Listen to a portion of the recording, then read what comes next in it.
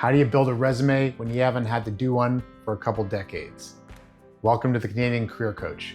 This video is going to walk through the fundamentals, the key components, how to approach it, and give you the skills required to make a very impactful, engaging, and relevant resume that's going to make you a standout candidate.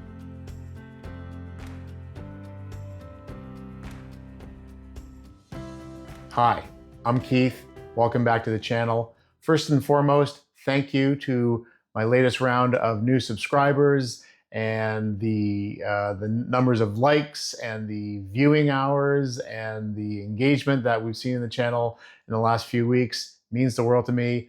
I'm doing this to hopefully help those out there that don't have direct access to a career coach. Sometimes there can be some costs involved in that. My goal here is to give you some of the information and experiences and insights that I've had over the last several years coaching hundreds of students over thousands of hours to hopefully help you on your journey wherever you're at, whether you're just starting out in your 20s or you find yourself back in the job search expectedly or unexpectedly in your 30s, 40s, or 50s, as I've experienced. This will help. It's proven to work. And thanks for being here tonight to learn a bit more. Let's get into it. The three key components of an impactful resume are its presentation, the impact it's making, and the communication of the competencies that you will bring to the role. We're probably going to go through these topics in 3 different videos. There's a lot to cover, and I want to make sure I'm not overtaxing you with your time. And I think smaller, shorter, digestible videos might be the way to go. I'll put them together in a playlist as well when they're all completed. But tonight we're going to start off with the presentation. Keep it very straightforward. It's working with a solid template that communicates your resume and your skill sets and your experiences in a very quick and efficient manner. First run through of your resume might only be 10 seconds. It's a scary concept, but properly written, a resume can communicate that. It's not that it's going to get you the job, but as they're going through a couple dozen or a couple hundred resumes, it's not about, again, getting the job immediately. There's basically going to be a yes, maybe, and a no pile as they're going through the resumes. They're putting 10 seconds into each one of them. You don't ever want to be in the no pile, of course. Your resume, if I read through it a lot and I read through it maybe a couple of times, I'll maybe get the gist of what you're trying to communicate, so you'll go in the maybe pile. No one ever gets to the maybe pile. The yes pile will fill up very quickly, so that's where you want to land, and you've got just a few seconds to get there. And presentation is one of the first things that you're going to want to focus on to make sure you've got a document that's easy on the eye, and just by looking at it, without even reading the words, I can tell you are capable of creating a professional-looking, well-structured document. And I'm going to be including some samples. I will link to the files in the description down below. Any of the AI, I'll probably talk about AI in this video as well. Any prompts that I've used to build the samples, I will include those prompts in the description as well too. So if you haven't already, maybe have a look at those and even bring those up in front of you while we're walking through this, in case the B-roll I shoot of a sample resume flows a little bit fast. And part of the presentation of a resume is breaking it into the key components and making sure you covered all the bases. So it is obviously a very professional looking headline with your contact information. You don't need address unless you're looking to have a job specifically in that location. If you're not looking to relocate and you have to be in whatever town you're planning to be in or the one that you're currently in, I'd leave the address out. Obviously phone number, your email address, and ideally your LinkedIn profile, which you should have before you start crafting and sending out resumes. It is something that they are going to click on first, and they will have that open while they're going through your resume to make sure the two line up. Is your brand consistent across your various documents?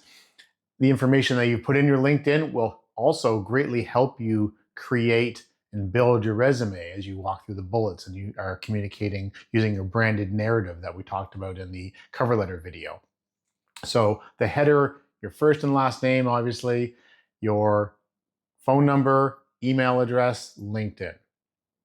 The next section And this is especially true for those that have a few decades of work under their belt, where you're going to want to put a bit of a brand in there. A paragraph, again, on the page is going to be maybe 3, possibly 4 lines long, not a whole essay. This is taking 2 different approaches. One is, if you've got 30 years as a sales professional and you've been killing it, and now you just want to do that in another area, or you've moved from one, or you've been moved from one role and now you're looking to join another, this is where you can just highlight your experience. If they're looking for someone with sales experience you've done most of the bullets, if not all of them, on the job posting, this is where you can almost a statement where it's look no further.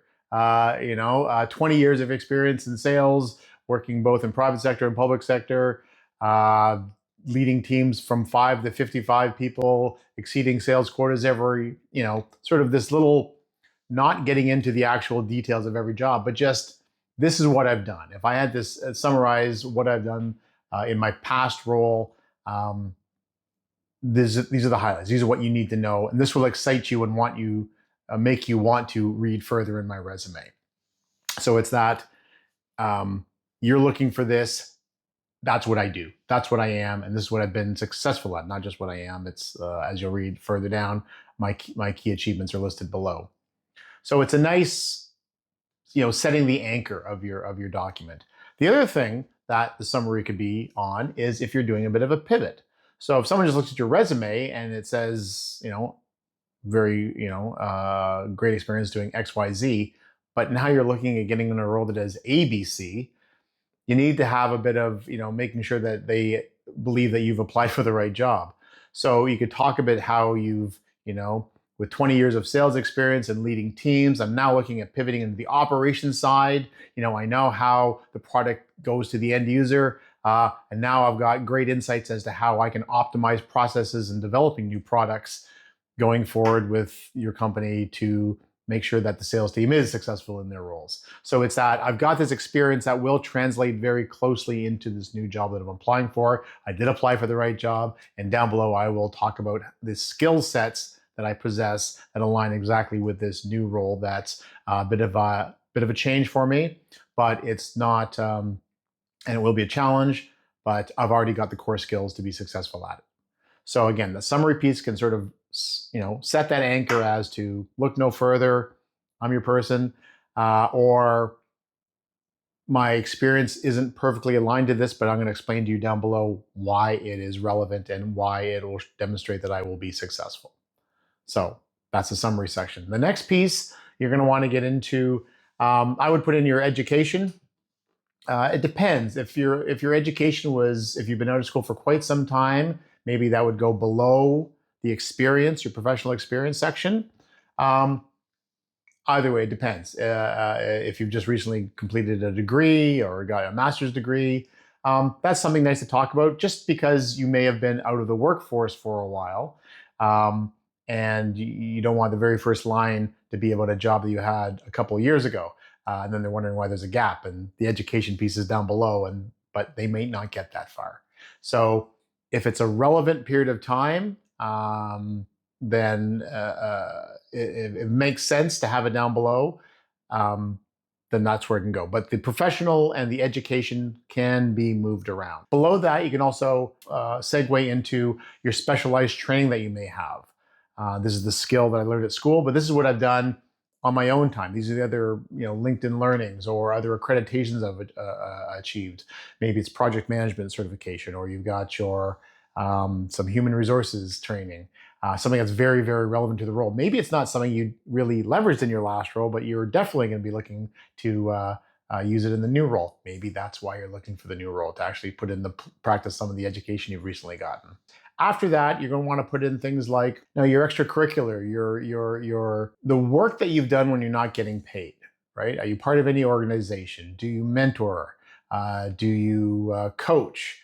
What do you do with your time when you're not working, right? So resumes are about demonstrating and communicating the full human that you are and all the things that you're doing. Because that's, you're going to bring some of that to work as well too. And maybe you haven't had an opportunity to lead a big team in a workplace, but you've been coaching teams for the last decade, and you're on a team currently, or you volunteer at a community service organization where you're on the board. That is invaluable information to share, and that can, because it might also be a shared interest with the person reading the resume, which is a very, very powerful thing. So something to consider. And then below that, you can put in the very, very simple hobbies, additional information.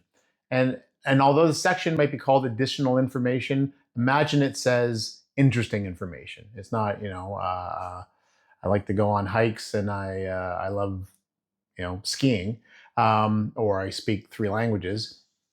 Where have you gone on hiking? What kind of hiking do you like to do?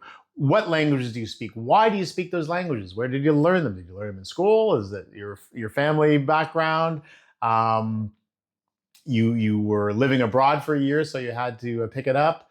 I like to read. Well, great. What's your favorite book? What are you reading right now? Tell me interesting information. These are the kinds of things that will get some engagement with a person reading it. But this can be the piece that, you think about the top half of your resume as being, am I qualified to do this job? Education, your professional experience after that.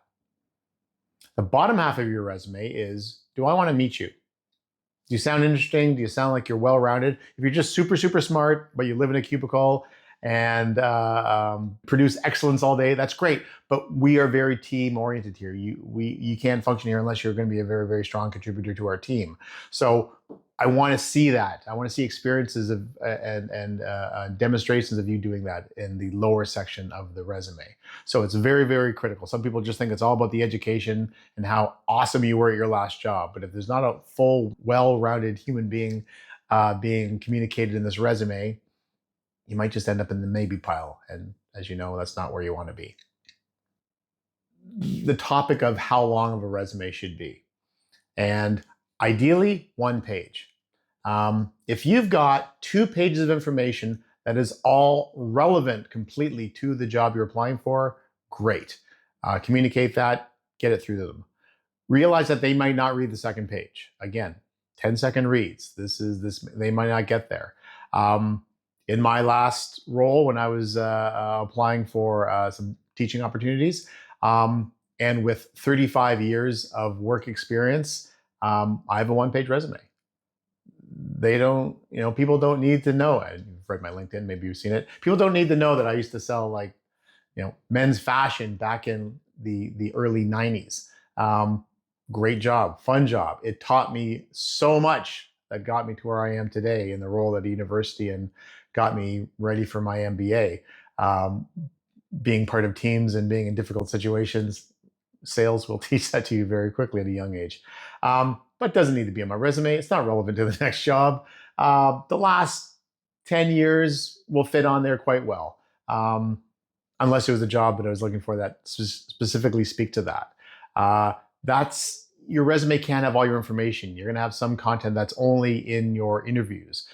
You can delve into it a bit more in your LinkedIn profile because that's a long web page and everyone has a scroll button on their mouse now. So that's easier for them to digest.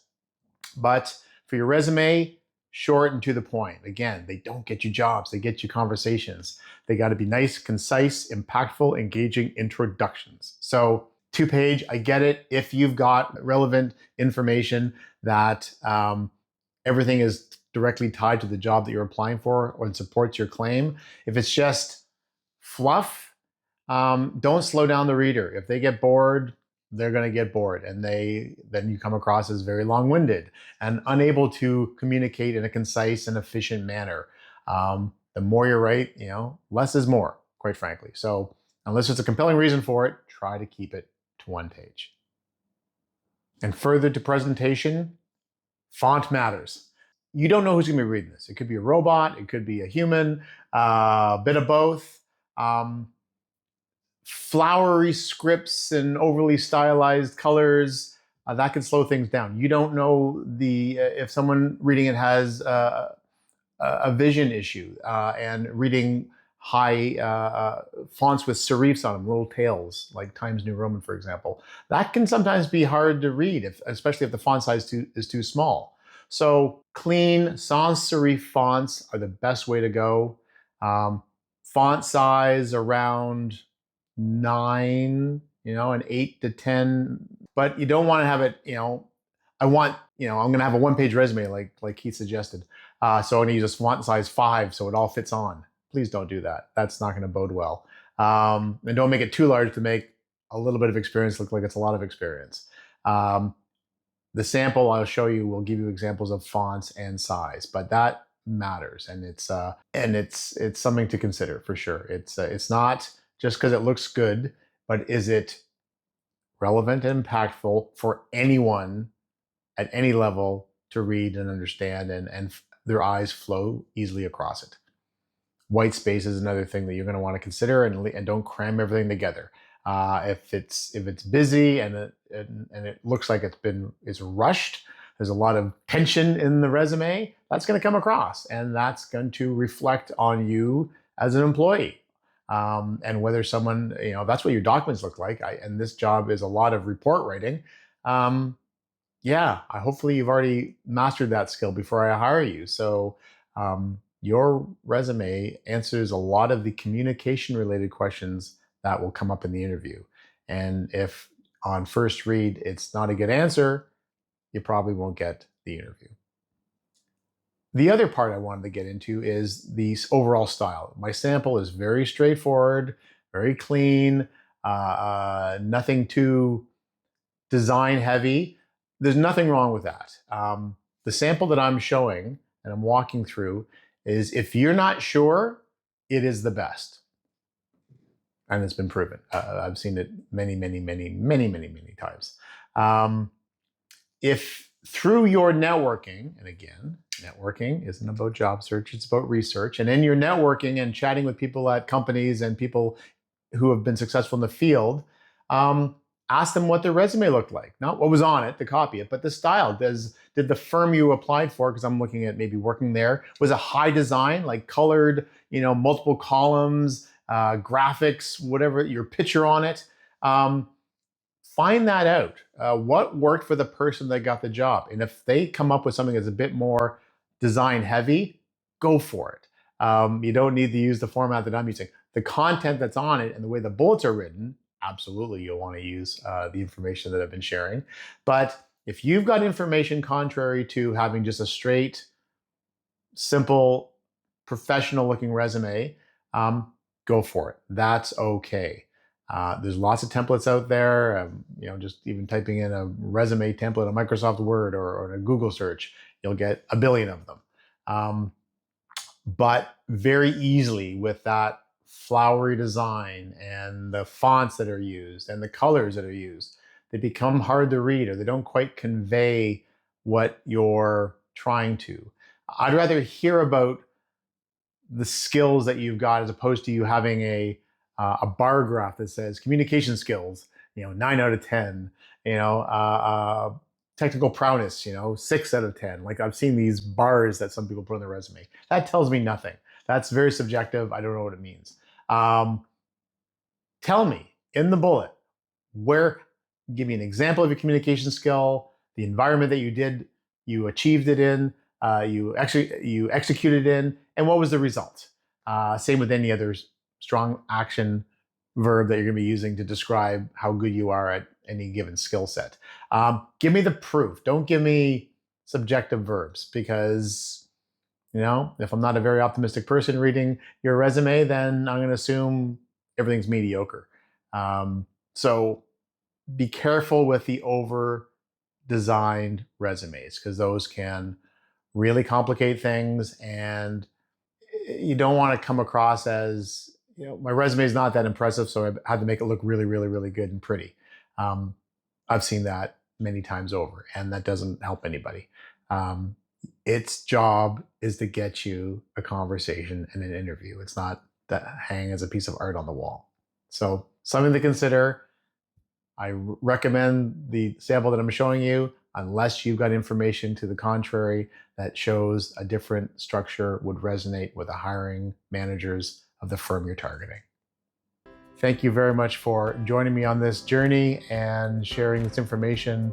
And again, anything that you'd like to know or comment on or have questions about or would like to recommend, please throw them in the comments down below. I'd love to read them and make sure I'm providing some value to those that are watching the channel.